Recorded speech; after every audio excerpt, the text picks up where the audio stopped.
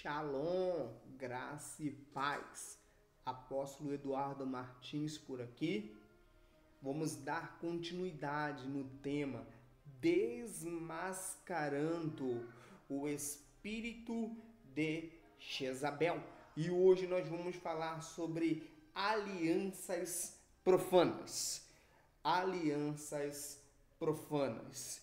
Ouçam com atenção essa história que eu vou vos contar.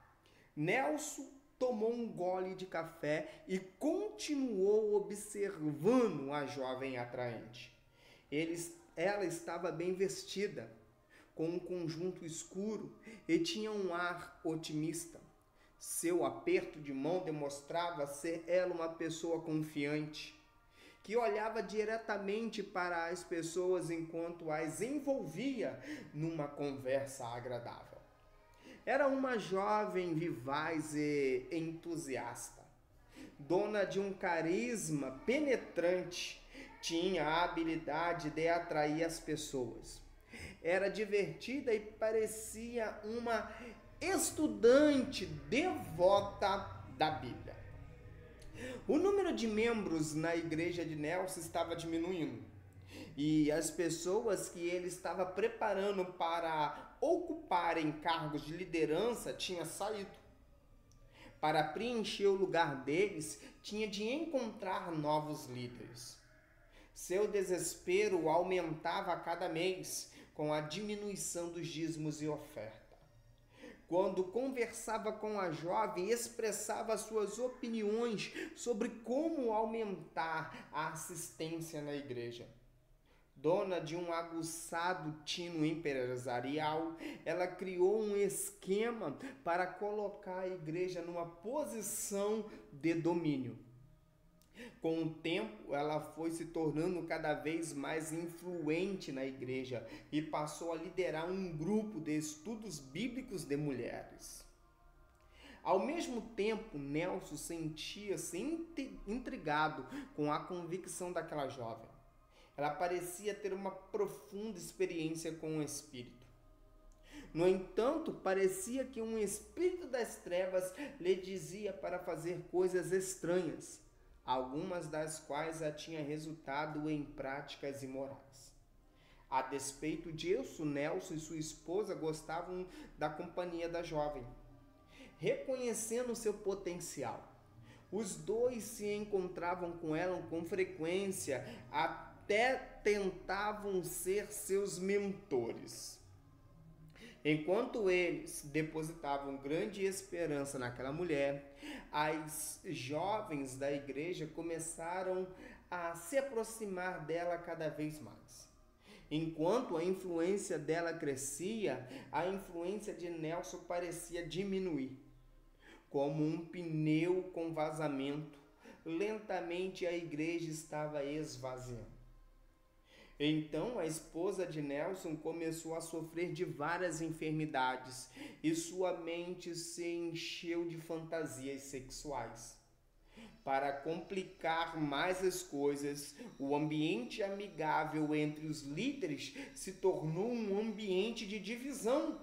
E os grupos pequenos que antes eram vibrantes começaram a morrer. Um dia, Nelson entra em contato pedindo ajuda. Quando comecei a orar e a buscar a Deus, tive um sonho que me permitiu enxergar através da cortina de fumaça do inimigo. Compartilhei com Nelson o que Deus tinha me mostrado e ele confirmou. Mesmo assim, ele e a esposa pareciam divididos. Esmagados pela indecisão e pela confusão, continuaram dando à jovem mais responsabilidades, liderança e autoridade dentro da igreja. Eles admitiram que, ocasionalmente, ela recebia conselhos de um espírito guia. Mesmo assim, eles a amavam e queriam ajudá-la. O que deviam fazer? O que eles deviam fazer? Uma aliança profana. O que acabei de descrever chama-se aliança profana. um relacionamento que permite que você alcance seus objetivos, apesar de estar consciente de que a pessoa deliberadamente continua a pecar. Além do mais, na Bíblia fica muito claro que Deus não aprova que tais pessoas ocupem posições de liderança na igreja. Embora Nelson e sua esposa justificassem a decisão de não afastar aquela jovem da liderança pelo bem da igreja e do reino, o reino ficava comprometido com aquele arranjo profano e no final a igreja deles iria sofrer. Lealdades divididas. Uma situação similar ocorreu com outra pessoa, o rei Onri. O rei Onri, o 6º rei de Israel, queria assegurar e ampliar seu reino. Ele forjou uma aliança profana por meio do casamento do seu filho Acabe com uma jovem estrangeira chamada Jezabel. Essa aliança criou um vínculo político entre Israel e Tiro. O casamento destinava-se a selar um tratado de paz entre duas potências. No entanto, tal aliança provou ser uma concessão que custou muito caro. Cerimonialmente, foi exigido que Israel seguisse os protocolos religiosos e políticos da nova esposa de Acabe. Isso significou um naufrágio de toda a nação de Israel na idolatria. Portanto, por meio do seu plano de ampliar seu reino, Onri, na verdade, colocou Israel num caminho perigoso. Sua necessidade de construir uma nação gloriosa cegou para as consequências da quebra da lei. Ao concordar em aceitar uma rainha estrangeira, Acabe conscientemente violou os mandamentos de Deus. Ao que parece, ele justificou a ação em sua própria mente, mas o Senhor o condenou como tendo se vendido para fazer o que era mal. 1 Reis, capítulo de número 21, o versículo de número 25. Além da participação zelosa nos cultos depravados de Baal, uma aliança política oficialmente endossaria as crenças religiosas, idólatras e imorais de Jezabel, forçando-as sobre todos os israelitas. A história mostra que foi exatamente o que aconteceu. Jezabel levou suas práticas religiosas abomináveis para Israel. Ela ordenou que ídolos de pedra fossem colocados nos lugares altos e também erigiu um altar no templo santo de Deus. Se não tivesse feito mais nada, somente este ato já teria provocado a indignação e a ira de todos os profetas de Israel. Assim, Jezabel trocou o santo pelo profano. A Bíblia também indica que ela era prostituta e adúltera, bem como praticante de bruxaria. 2 Reis, capítulo 9, o versículo 22. Jezabel tinha características de personalidade que envolviam manipulação, controle, perversão sexual e idolatria. Algumas conclusões surpreendentes podem ser tiradas sobre uma mulher que provoca tal ira no coração do Senhor.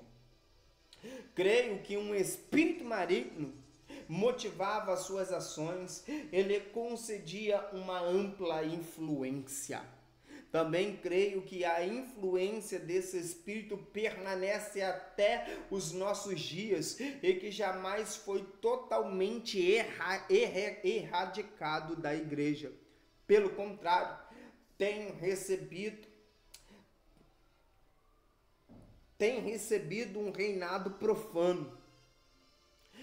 Quando nos aproximamos do final dos tempos, esse espírito demoníaco parece se entrincheirar mais e mais nas igrejas. O nome Jezabel é de origem fenícia e significa descasada. Embora ela fosse casada, sua insubmissão e infidelidade conjugal mostravam que para ela o casamento não significava nada. Embora o matrimônio seja um símbolo de respeito mútuo e submissão, Jezabel não se submetia a ninguém. Pelo contrário, exigia que todos se submetessem a ela. Seu casamento era meramente uma aliança política que lhe permitiu ser não somente uma rainha, mas, em essência, um rei atuante. Jezabel tinha as respostas para todos os problemas do rei. Diva mortal, Jezabel aprendeu a arte do engano com seu pai, Etibaal, cujo nome significa semelhante a Baal. Ele chegou ao trono por meio do complô e do assassinato. Assim, a tendência de Jezabel para o assassinato tinha raízes genealógicas. Tirar a vida de alguém para alcançar seus objetivos era algo comum para ela. Jezabel aparece pela primeira vez durante o reinado de Acabe, rei de Israel, em 869 a 850 a.C. 1 Reis 16, versículo 31. Acabe não foi o único a sucumbir diante das perversões de Jezabel. Seus filhos também foram profundamente influenciados por ela. Acazia, seu filho, cometeu os mesmos pecados que ele. 1 Reis, capítulo 22, versículos 51 ao 53. Outro filho, Jerão, foi morto por Jeú, rei de Israel, como punição por todas as coisas que seus pais tinham feito aos profetas de Deus. 2 Reis, capítulo 9, versículo 24 ao 26. A filha de Acabe e Jezabel, Atalia, tornou-se rainha de Judá. Assim como sua mãe, ela procurou um marido fraco, a fim de poder continuar com suas práticas malignas. 2 Reis, capítulo 8, versículo 25 ao 27. Como resultado, Acasias, seu filho, que tinha o mesmo nome que seu irmão e que pode ter sido fruto de incesto, fez o que era mal aos olhos do Senhor. Mãe e filho, bem como os outros 70 filhos de Acabe e suas famílias, foram mortos pelas mãos de Jeú. Jezabel não era uma mulher comum. Tinha uma queda para a dramaticidade. Cada ação sua e cada palavra que dizia demonstravam sua atitude passional e descontrolada. Sua aparência intimidava, uma rosa com espinhos afiados como punhais. Era uma figura impossível de ser ignorada, porque ignorá-la podia significar a morte.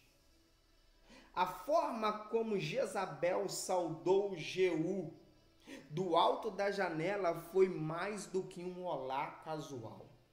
Ela se maquiou e vestiu a roupa mais sensual que encontrou. ela planejou uma manobra de sedução para conquistar Jeú, o 10º rei de Israel, 2 Reis 9:6, convidando-o a fazer aliança com ela, talvez como seu próximo marido. Se nada disso funcionasse, queria pelo menos intimidá-lo. Jezabel era uma força dominante em Israel. Se Jeú não tivesse ordenado que fosse atirada pela janela, ela teria usurpado o reino para si. Entretanto, Jeú cumpriu bravamente a tarefa que recebera do Senhor: erradicar a casa de Acabe. 2 Reis, capítulo 9, versículo 7. Nesses dias, Deus está chamando os pastores do mundo todo. Como eles responderão? Como Jeú ou como Acabe?